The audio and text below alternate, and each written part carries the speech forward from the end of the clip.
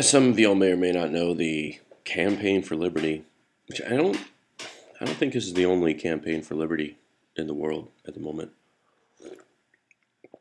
There's a couple of other CFLs. He's going to be on break for the holidays, and if you can, go ahead and check over at Irish's page and make sure that your state that you live in is among the list of states going on. I mean, we'll be getting back to it, but naturally, a few of us are still going to be working through the holiday. Just there'll be a break from the videos and everything. I just wanted to address real quick about some of the comments that we get with this CFL thing about being put on NDAA lists and that kind of mess. A couple of things. For me, politically, there have been things that I wanted to do in the past and I wanted to get into in the past, but I haven't because no, don't worry about my video, huh?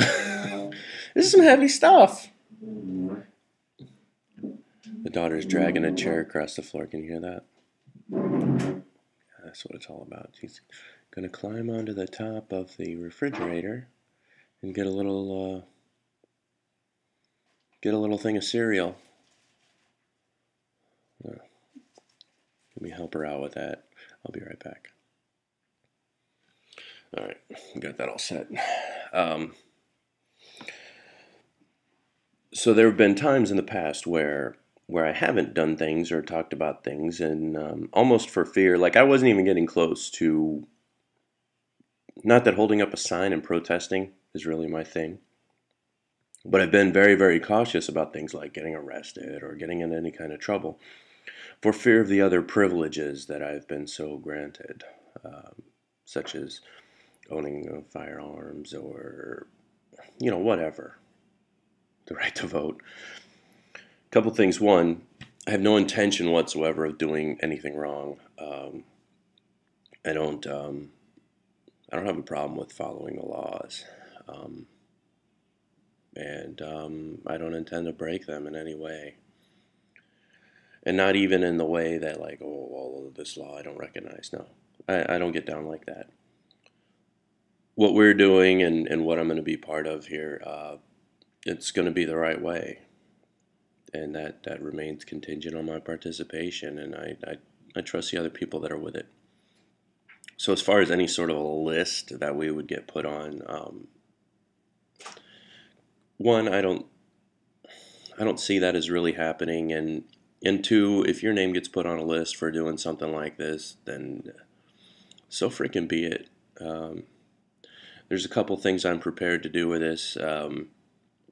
If it does become more popular, I mean, naturally, I am going to be having my first and last name with this thing and my address and things like that, and it may come out in the media or whatever, and it could be at a cost of quite a bit of my privacy, and I can live with that.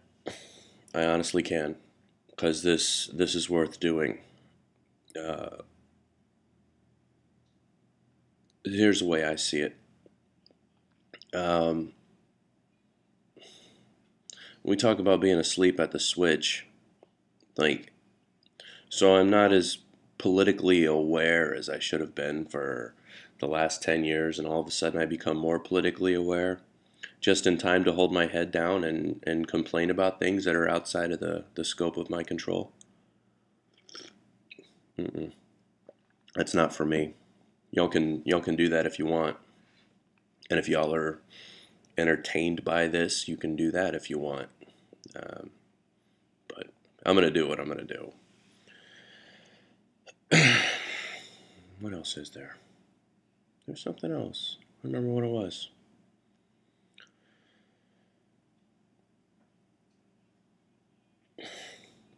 So with regard to the national defense, whatever agreement with the indefinite uh, incarceration or whatever, how is that anything new? I don't see where any of that's changed really, as far as the military being able to detain people is, in my understanding and experience, is pretty easy. You just sort of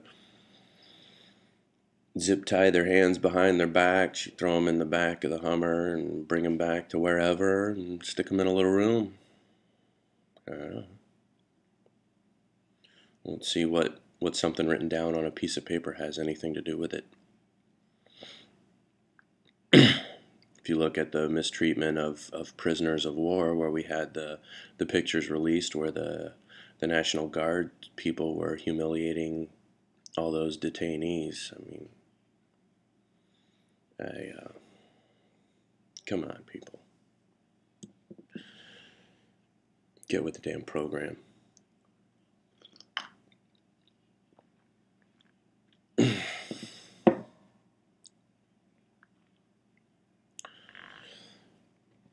One more thing before I break off for the weekend. I'm not even going to be checking my email on this thing. I'll check it all on Monday. One more thing.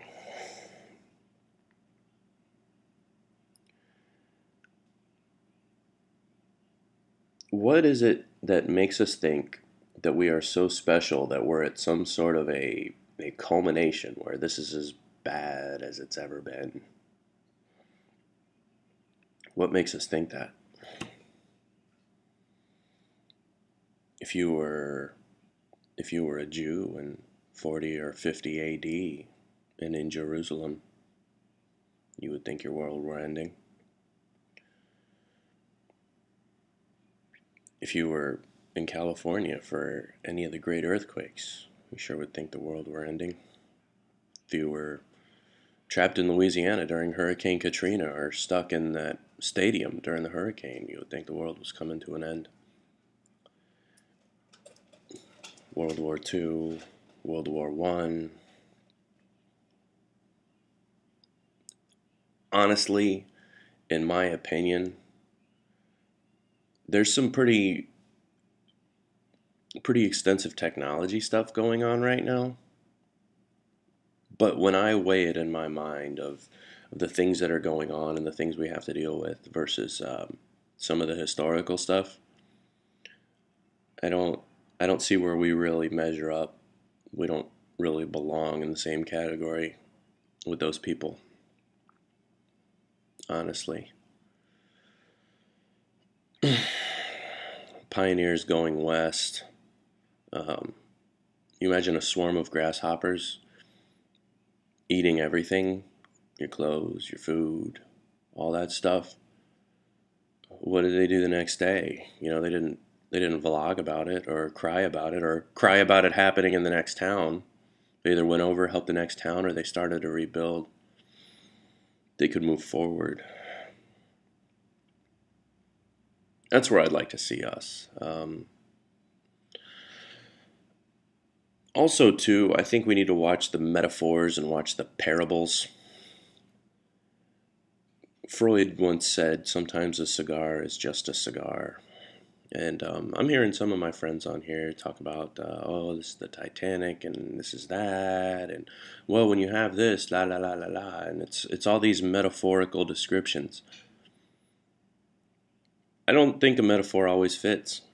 This isn't really a time for a metaphor that makes sense, that allows people to put together a disjointed series of events. And speaking of disjointed series of events, 10 points to anyone who can tell me what type of mind it is that tends to think associatively. Oh, there goes my one female subscriber. Boo!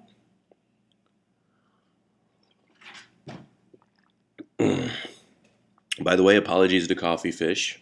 This one's going a little long, son, but it's going to be worth it. Well, fuck, pause it and come back. Watch it over the course of the weekend. I don't know. Do what you want. Oh, just when you think this video is going to end, it just keeps damn going. What was the other thing I wanted to talk about? I want to talk about something else, too.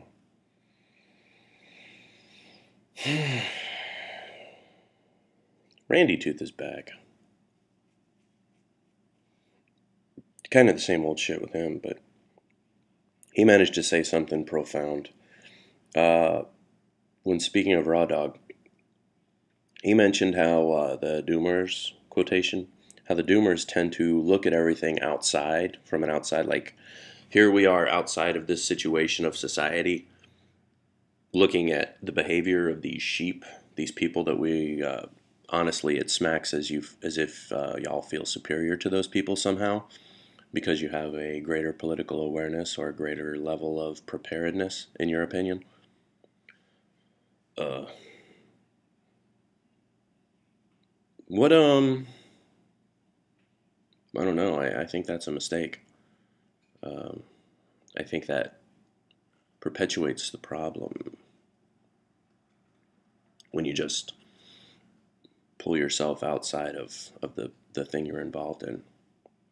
And you know, if you're pulled out, you're pulled out. I mean, maybe you've pulled out, and I'm looking at the wrong thing here. And that's fine too. I would say for the Christians though, my Bible says something like, once a lamp is lit, it's not placed under a bowl. It's put on a stand so that it may shed light. I always think of that when I think of the Christians going to their WROL homestead property off in the distance. I mean, everybody has a different role. Obviously, mine is to stay in the mix, and that's fine. I can live with that. You know why? Getting back to the metaphor, I'm not on the Titanic, man. I'm a dude that wakes up in the morning. Um, I do my best to keep my kid healthy and well fed and best gear I can put on her, and present the best education to her. And I go to my job that doesn't pay as well as it used to. And I'm not sure, what week would be my last there. And I do the tasks that are put in front of me, and I make the money, and I put the money in a bank, and I pay my bills, and that's what I do, man. I don't, and that's what I'm gonna do, and that's what I'm gonna do next week, and everything for the foreseeable future.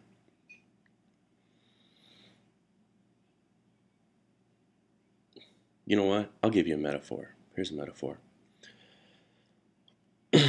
You're flying in a jet. Let's say it's a military jet with all sorts of capabilities, and let's just say our capabilities are even non-violent, right? This jet's a reconnaissance jet. Let's say what is that, the F-18E or R-18E? Anyway, it's a F-18 rigged for taking pictures. Kind of like the Behind Enemy Lines. You guys like movies, apparently. Behind Enemy Lines. You could be like, what's his name? Owen Wilson, Behind Enemy Lines. Here's your metaphor.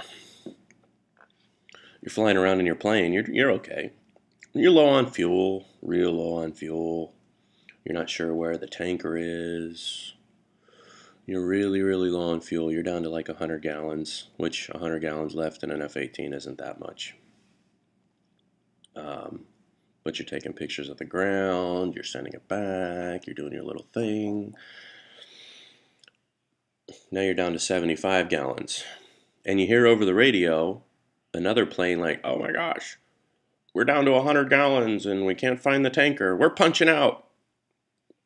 And instead of taking pictures and doing your job and seeing through your mission, you punch out too. There's still fuel in the tank. You get what I'm saying? There's still fuel in the tank. And by the way, for you Christians, that's in my Bible too. It's a little bit closer to the end. The Apostle Paul talks about finishing the race. Just some food for thought.